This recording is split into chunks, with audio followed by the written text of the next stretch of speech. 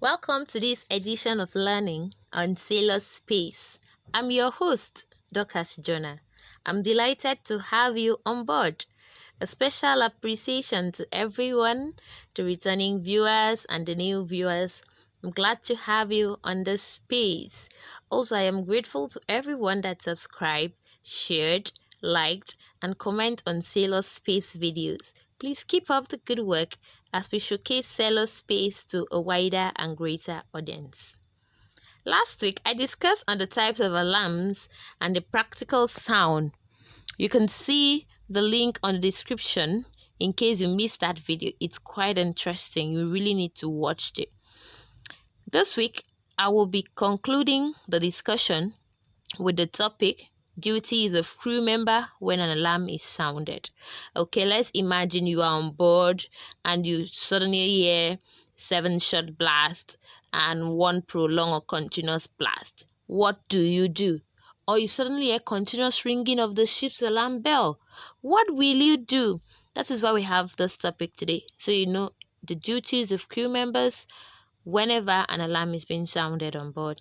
Meanwhile, if you have not subscribed to Sailor Space Engineers and Navigators Hub, click on the subscribe button now, like this video so we can achieve a wider audience, share to friends and colleagues, and I would be very glad, like really glad to read those comments. Thank you. Okay, so going on, you should know that whenever there is an emergency on board, the action a crew member takes as regarding this emergency determines the severity of that situation. So have you considered a situation where a fire alarm is being sounded and a crew has no idea? They run to the muster station with their lifeboat, with their life jacket rather, mustering for head count, while they are supposed to be mustered in their respective team, trying to fight the fire at their ambient state. You could see the havoc that could cause, because before they could realize themselves and come back, the fire must have gone from its ambient stage to a very big stage, making fighting the fire very difficult and causing more damages on board. So you can see that it is very important to understand and know the various duties of a crew when different alarms are being sounded. So in the light of this, that's why I'm discussing on this topic, duties of crew members when an alarm is sounded. You are a crew on board. So if the sound 7 short blasts and 1 continuous blast, what should you do? Should you go to the muster station with your life jacket, or you are supposed to remain in your cabin? So stay with me. If you have not subscribed to Sailor Space yet, click on the subscribe button. Share this video. Share to family, friends, colleague, workplace, education. You don't know who should be waiting to get this knowledge that you are not sharing. So share this video, and I would love to hear your comment on the different aspects. Did I miss a step in the duties you're supposed to carry out? Please notify me on the comment section. Let's discuss. I'll be very happy to hear your comment. Thank you. The first on the list is the man overboard alarm. So when the man overboard alarm is sounded, this shows that a crew has fallen overboard and that crew needs help to be recovered back on board. Hence, the following step can help achieve that recovery process smoothly. So, whoever's witnessed the man overboard should shout "man overboard" on either port side or starboard, depending on the side the crew fell on. The navigational bridge should change from autopilot to manual hand steering. The man overboard marker, also called the life buoy, from the side of the bridge wing to which the man overboard occurred at either port side or starboard, should be dropped.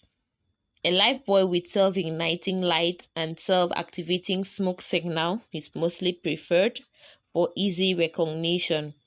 Extra lookouts should be posted as soon as possible.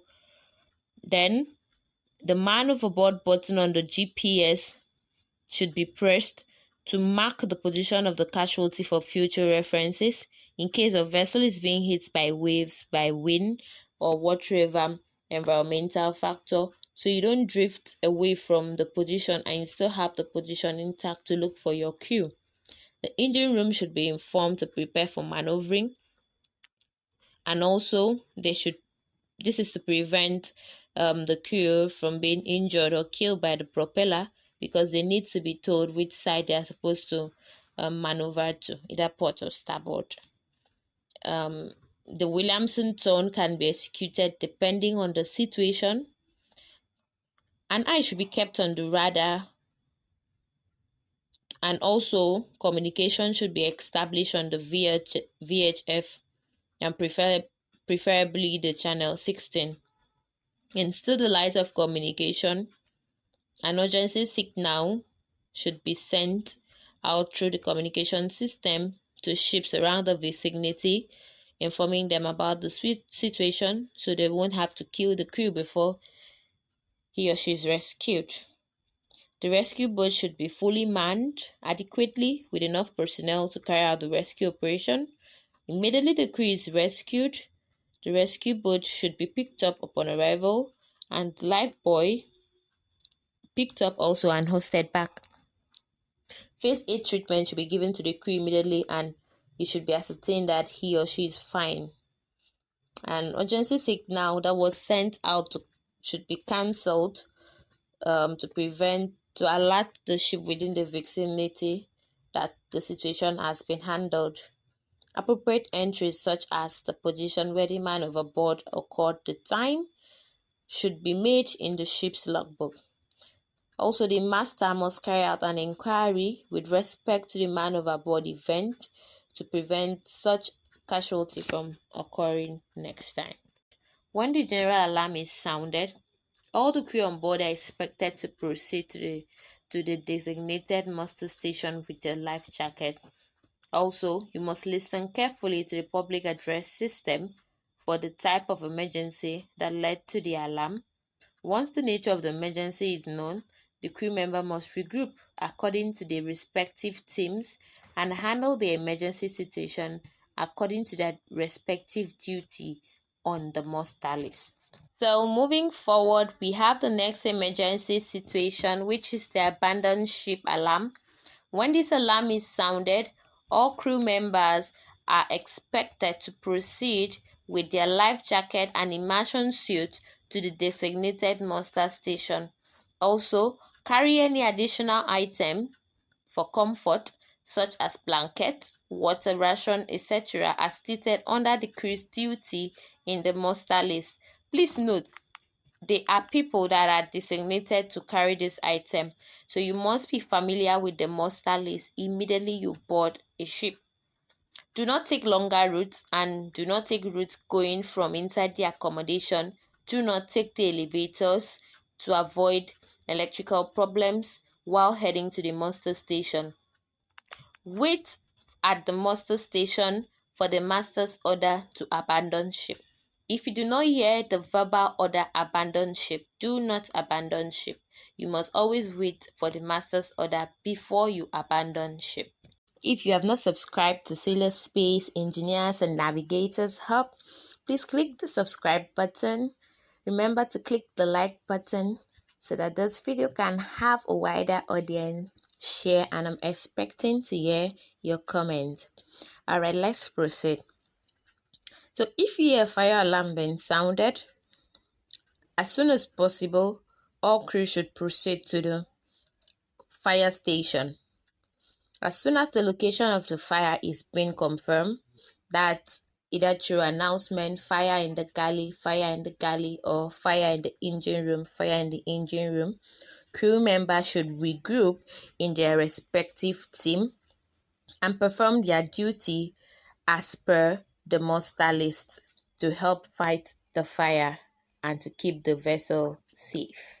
Quickly, let's take the machinery space CO2 alarm.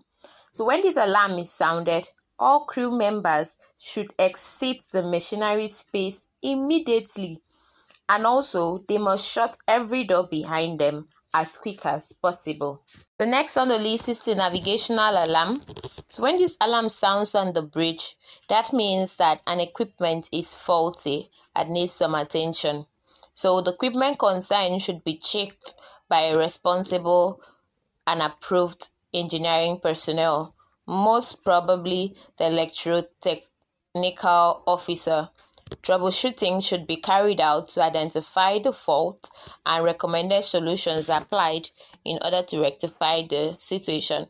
Furthermore, if the situation cannot be rectified while at sea, it is important to switch on the standby equipment if needed so there can be smooth operation on board. The last but not the least is the engine room alarm or machinery space alarm. So when this alarm is sounded, the control room alarm panel will display the alarm and the machinery or system involved. So the engineering officer in charge of the watch should troubleshoot to locate the fault, and recommended solution should be applied to rectify the fault. And if the fault cannot be rectified, the standby machinery or system should be switched on so as not to disrupt continuous operation while trying to rectify the problem. In conclusion, emergency situation will always occur on board, but how you handle it is what brings the end result. And in order to have a good end result, you must be familiar with the different sounds of alarm on board the ship and the various duty crew members are supposed to carry out when this alarm is sounded. So also, the issue of a crew member assuming that an alarm is a false alarm is very wrong. Every crew member are supposed to follow their duty as per the muster list whenever an alarm is sounded until proven otherwise by the master or the chief officer with the help of the public address system. Just imagine a scenario where the CO2 alarm is sounded and a crew member feels or assumes that the alarm is false. He decides to stay inside the engine room and the CO2 alarm floods the engine room. You can see that the crew member endangers himself and the lives of others that will go inside the engine room to look for him and rescue him, thereby complicating the whole emergency situation and maybe giving out a casualty. So it is very important that crew members stick to their duty as per the muster list. Consider all alarm true and very serious until being proven so by the master or chief officer with the aid of the public address system. I hope you enjoyed today's lecture. I remain your host, Dorcas Jonah. Remember to subscribe, like, share and comment on this video. See you next week. Have a nice day ahead. Bye.